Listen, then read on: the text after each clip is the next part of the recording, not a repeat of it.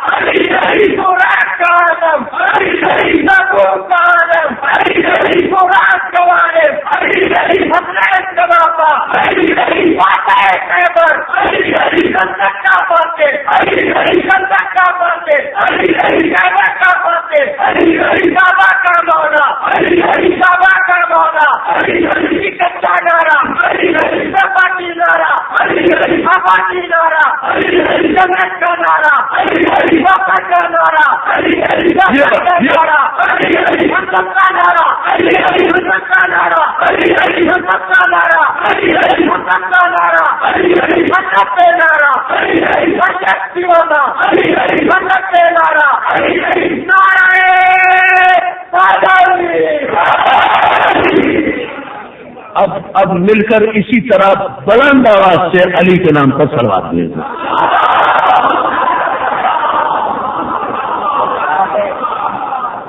سلامت رکھے، توجہ ہے ناظرین محترم، یقیناً اللہم حضرات حق ہے سماتار پروردگار، جہاں جہاں علی جائے آپ اس کے پیچھے پیچھے جانا چاہیے۔ آپ نے ابھی تک بھی میری گفتگو کا پس منظر نہیں سمجھا، آپ فضائل ہی فضائل میں مست ہو رہے ہیں۔ میں اس کے پس منظر میں جملہ کہہ رہا ہوں، علی کے پیچھے پیچھے جو بھی جائے گا حق ہوگا نا۔ ابھی بھی 50 آدمیوں نے سمجھا ہے، میں تو چاہ رہا ہوں 50,000 آدمی ہیں ماشاءاللہ اس مجلس میں، آخر تک سمجھے میرے جملے کو۔ جو بھی علی کے پیچھے ہوگا حق ہوگا، جو بھی علی کے پیچھے ہوگا حق ہوگا، جو بھی علی کے پیچھے ہوگا حق ہوگا، جو بھی علی کے پیچھے ہوگا حق ہوگا، جو بھی علی کے پیچھے حق ہوگا اس کا اقرار ہوگا، جو علی کے آگے ہوگا اس کے بے شمار ہوگا۔ یہ ہے درمندہ، یہ ہے وہ بنیاد ہے عالم مسئلہ، اس لیے کہ حق علی کے پیچھے ہوگا یہ پیمانہ ہے، اس لیے کہ یہ سند معصوم کی طرف سے ہے کہ قبر حق ہے، قبر حق ہے کس کے لیے؟ جو علی کا اقرار کرے۔ حشر حق ہے کس کے لیے؟ جو علی کا اقرار کرے۔ سوال منکر نکیر حق ہے کس کے لیے؟ جو علی کا اقرار کرے۔ جو علی کا انکار کرے اس کی قبر بھی خراب، جو علی کا انکار کرے اس کا حشر بھی خراب، حشر بھی خراب، اس کا حشر بھی خراب، جو علی کا انکار کرے اس کا نشر بھی خراب، جو علی کا انکار کرے اس کا ثواب بھی خراب، اس کا جواب بھی خراب، اس کے لیے منکر نکیر بھی خراب۔ جو علی کا منکر ہو، منکر نکیر بہت اچھے ہیں، اللہ کے فرشتے ہیں بہت اچھے ہیں، اللہ کے فرشتے ہیں، مگر اس کے لیے بہت خراب ہے۔ جو علی کا منکر ہو، جو علی کا منکر ہو اس کی قبر بھی خراب، اس کی مٹی بھی خراب۔ ظاہر ہے کہ ابو قرآن کا منکر ہوگا اس کی مٹی خراب ہوگی۔ یہ تو کلیہ ہے، یہ قاعدہ ہے، علی کے پیچھے پیچھے رہو۔ اور بہت توجہ عقیدہ، اس لیے کہ پیغمبر نے کہا ما آتاکم الرسول فخذوہ وما نہاکم عنہ فانتہوا، جو رسول تمہیں دے اسے لے لو، جس سے منع کرے اس سے رک جاؤ۔ یہ ہے عقیدہ، یہ ہے عقیدہ۔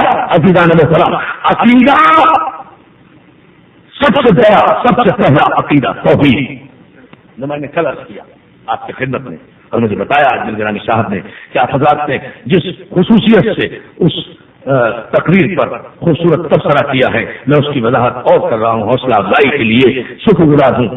سب سے بڑا اور سب سے اہم عقیدہ توحید۔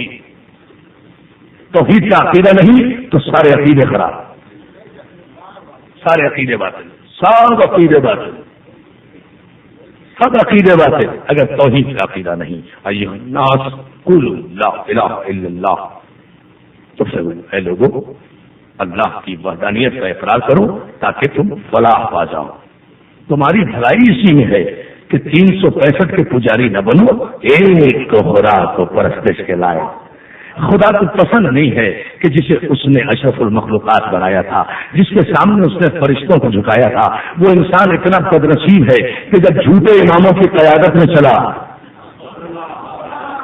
توجہ ہے نا، وہ انسان جسے خدا نے مسجود ملائک بنایا تھا، وہی انسان جب حق کا راستہ چھوڑ کر جھوٹے رہبروں جھوٹے اماموں کی قیادت میں چلا تو گرتے گرتے گرتے گرتے اپنی منزل انسانیت سے اتنا گرا کہ 360 بتوں کا پجاری بن گیا، اپنے ہی ہاتھ سے اپنا خدا بنا لیتا تھا، اپنے ہی ہاتھ سے اپنا خدا بیچ دیتا تھا، اپنے ہی ہاتھ سے اپنا خدا کھا لیتا تھا، اپنے ہی ہاتھ سے اپنا خدا دکھا دیتا تھا، اپنے ہی ہاتھ سے اپنا خدا اٹھا لیتا تھا۔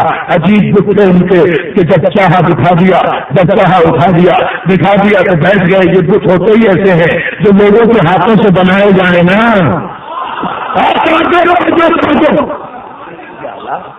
بھائی جو لوگوں کے ہاتھوں سے بنائے جائیں وہ ایسے بت ہوتے ہیں جنہیں جب دکھا دیا بیٹھ گئے، جب اٹھا دیا اٹھ گئے، جب بیچ دیا بک گئے، جب بیچ دیا بک گئے، جب بیچ دیا بک گئے، جب بیچ دیا بک گئے، جب توڑ دیا ٹوٹ گئے، جب کھا دیا ہزم ہو گئے۔ نہیں آپ پتہ کیوں ہوتے کہنے لگے بھائی بت کیسے کھایا جاتا ہے؟ پتھر بھی تو کھاتا ہے نہیں۔ اس زمانے میں قبل بعثت قبل رسالت حلوے کے بت بنایا کرتے تھے۔ کیا شاندار قسم کے کافر مولوی تھے۔ نعرہ حیدری،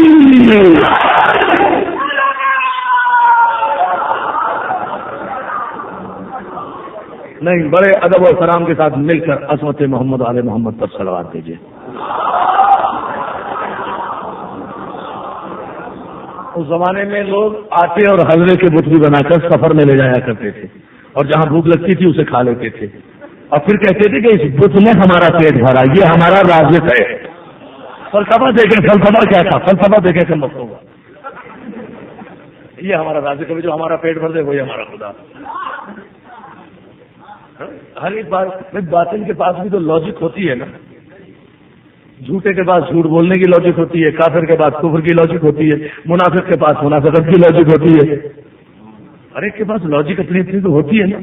لیکن صاحب دیکھیے، اگر یہ خدا نہ ہوتا ہم بھوکے مر جاتے، یہ ہمارے ساتھ تھا نا، اپنی قربانی دے دی ہمیں بچا لیا، ایسا خدا تھا۔ تو یہ جب انہیں اٹھا دیا اٹھ گئے، جب بٹھا دیا بیٹھ گئے، جب اٹھا دیا اٹھ گئے، جب بٹھا دیا بیٹھ گئے، نہ اپنی مرضی سے اٹھتے ہیں نہ بیٹھتے ہیں۔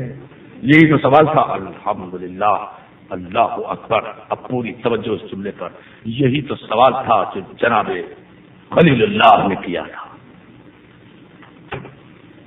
اب پوری توجہ اس والے، یہی سوال تھا جو جناب عقیدہ بیان کر رہا ہوں، جو جناب ابراہیم خلیل اللہ نے کیا تھا۔ ابراہیم کا چچا تھا آزر، جسے مسلمان کہتے ہیں، یہ باپ تھا۔ نبی کا باپ کبھی کافر نہیں ہوا کرتا، یعنی مسلمانوں کا باپ تو مسلمان، اور نبی کا باپ کافر، فٹے منہ کا بھی مسلمانی تھے، یہ مسلمانی ہے۔ ابراہیم کا جو بابا تھا وہ آزر نہیں تھا، ابراہیم کے باپ تھے جناب تارہ، جو مومن کامل ہیں۔ لیکن بڑے بڑے لوگوں نے دھوکہ کھایا، سب نے ابراہیم کے باپ کو آزر بنا دیا۔ آزر بت تراش بھی تھا، بت فروش بھی تھا، بت پرست بھی تھا، بت تراشتا بھی تھا، بت بیچتا بھی تھا، اسی بت کی پوجا بھی کرتا تھا۔ جسے بیچ دیا، بھائی بت اس کا عقیدہ تھا نا، اپنے عقیدے کو بیچتا بھی ہے۔ دیکھے ذرا سا، میں بہت شکر گزار ہوں آپ کا کہ آپ علمی سطح کو بلند کر رہے ہیں اپنی، جو میں اشارے سمبولزم کے تحت دے رہا ہوں نا، بڑی اہم گفتگو ہے یہ۔ مجھے پتا ہے کہ بہت دور دور سے مومنین اس عام ترین مجلس میں تشریف لاتے ہیں، اور ظاہر ہے 11 بجے تک جو انتظار کرتے ہیں وہ کچھ لینے کے لیے آتے ہیں کہ گفتگو کیا کی جا رہی ہے، دیا کیا جا رہا ہے۔ میں بہت شکر گزار ہوں۔ اجازت محترم اپنے عقیدے کو بیچتا بھی تھا، اپنا عقیدہ بناتا بھی تھا، اپنے عقیدے کے پجاری بھی تھا۔ یہ بڑی عجیب منظر ہے اگر آپ اس پر غور فرمائیں. عقیدے کو دیکھتا تھا، بت پرست بھی تھا، بت تراش بھی تھا، بت فروش بھی تھا. ایک دن اس تارخ نے، یہ جناب ابراہیم کا چچا تھا، تو نبی کا چچا تو کافر ہو سکتا ہے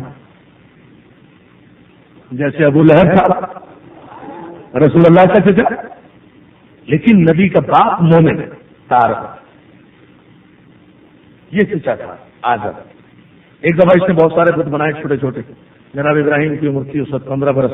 جد الانبیاء، ابو الانبیاء، خلیل، نبی، رسول، صاحب شریعت، خلیل اللہ، اتنی مرتبت والا نبی. بہت 15-20 چھوٹے چھوٹے بت بنائے اور کہا بھتیجے میری طبیعت خراب ہے، ذرا ان بتوں کو بیچ آؤ. سنیں گے بات جملہ پوری توجہ. جناب ابراہیم نے وہ سارے بت لیے، گھر سے باہر آ کر ایک رسی لی اور ہر بت کے گلے میں ایک رسی ڈالی. بت میں بت ایسے پروتے چلے گئے اور ایک رسی میں چین بنا لی بتوں کی، اور انہیں کھینچتے پھر بازار میں جا رہے ہیں کہ بھائی یہ جن کے گلے میں رسیاں پڑی ہوئی ہیں یہ تمہارے بت ہیں، انہیں خرید لو. تمہارے بت ہیں انہیں خرید لو، تمہارے بت ہیں خرید لو جو میری رسی میں بندھے چلے آ رہے ہیں. محمد جو میری رسی میں بندھے چلے آ رہے ہیں، ہل بھی نہیں سکتے، تم بھی نہیں سکتے، فریاد بھی نہیں کر سکتے، انہیں خرید لو. بازار میں چلے جا رہے ہیں. بہت سے بت پرست بڑے شدید ہوتے ہیں، محبت کرنے والے بتوں کے پجاری، موقع ہو یا نہ ہو ان کا قصیدہ پڑھنا شروع کرتے ہیں، چاہے سال ہو یا نہ ہو، دن ہو یا نہ ہو. توجہ یہ بت پرست بڑے عجیب ہوتے ہیں نا. فوراً کہنے لگے توہین کر دی ہمارے بتوں کی، اس طرح لے کے جاتے تو کہنے لگے اور کس طرح لے کر جاؤں. کہیں ہمارے بتوں کی توہین ایک رسی میں بازار میں گھسیٹتے ہوئے نہیں لے کر جا رہے، اس کا پردے رکھ کر لے کر جاؤں. یہ 15 بت ہے، یہ 15 بت ہے، کس طرح رکھوں، کہاں رکھوں، کیسے ہی لے کر جاؤ. کہا ہم انہیں اٹھاتے ہیں. کہا کہ تمہارے بتیں اٹھاؤ، آواز میں لگاتا ہوں اٹھاؤ تم. جو آواز میں لگاتا ہوں جو کافر کے بتوں کے پجاری وہ سارے کے سارے کہتے ہوئے سب نے اپنے سروں میں بت رکھے. آدم آگے، جناب ابراہیم آگے ہیں، ان سارے بتوں کو لے کر پیچھے پیچھے بت پرست چل رہے ہیں. آگے نبی چل رہا ہے. آوازیں دے رہی ہے جو تمہارے پوجا کرنے والوں کے سروں پر رکھے ہوئے ہیں. انہیں خریدنا چاہتے ہو، انہیں خریدنا چاہتے ہو تو خرید لو. اس انداز سے دیکھ رہے ہیں کہ کوئی خریدنے والا نظر نہیں آتا. بت مارکیٹ میں ہے، خریدار کوئی نہیں ہے. آخر وہ بچوں کو آخر کرنے والے ان بتوں کا وزن اٹھائے تھک گئے. ابراہیم نہیں چاہ رہے تھے، ابراہیم ذرا بیٹھ جائیں، کہیں بیٹھنے نہیں دوں. شام کو سارے بت بیچنے میں آخر تھکتے جب پاؤں میں کھڑانے لگے اور دیکھ لوں بت پرست بھی گرے، بت بھی گرے، بت بھی ٹوٹے، بت پرست بھی گر گئے. واپس آ گئے. آگر سے کہا وہ تو ٹوٹ گئے. کہا کیسے ٹوٹ گئے؟ کہا تمہارے ہی ساتھی انہیں سر پر لے کر جا رہے تھے، انہیں سر پر لے کر جا رہے تھے، میں نے نہیں توڑے. توجہ تو فرمائے جملے پر. میں لا رہا ہوں گفتگو کو وہاں جہاں توڑے. میں نے نہیں توڑے، ان کے ماننے والوں نے خود توڑ دیے. یعنی یہ ہے بصیرت معصوم کہ انہی کی متبرک مورتی کو انہی کے سروں سے گرایا. بہت توجہ، بصیرت معصوم دیکھے. اور پھر اس کے بعد عزیزان محترم ایک وقت وہ آیا کہ نمرود اور اس کے ساتھی سب کے سب گئے اپنی کوئی عید منانے کے لیے، اپنی کوئی عبادت جو کافرانہ کرتے ہوں گے وہ کرنے کے لیے مندر اپنا خالی چھوڑ گئے. ابراہیم کو میرا موقع اٹھایا، ایک پیشہ ایک کدال سیدھے گئے مندر میں، سارے بتوں کو توڑا اور ان کی ہاتھ پاؤں ہڈیاں پسلیاں توڑ تاڑ کر جو بڑا بت تھا اسے چھوڑ دیا، اس کے سامنے رکھ دی. آپ یہ واقعہ آپ نے متعدد بات سنا ہوگا. اس پر جو میں توجہ آپ سے چاہتا ہوں، اس پر ایک لمحے کے لیے آپ کو سہمت فرمانا ہوگی. بڑے بت کے سامنے بڑے بت کو نہیں توڑا، بصیرت معصوم دیکھے، بصیرت نبی دیکھے، بصیرت خلیل دیکھے. چھوٹے موٹوں کو توڑ دیا، بڑے کو چھوڑ دیا. صرف اس جملے پر استدلال کر رہا ہوں. واپس آ کر دیکھا سارا منظر ویران ہے، سارا منظر اجڑا ہوا ہے، سارے بت ٹوٹے پھوٹے پڑے ہیں. اور میرے چمڑے پر نمرود نے دیکھا تھا یہ کام کوئی نہیں کر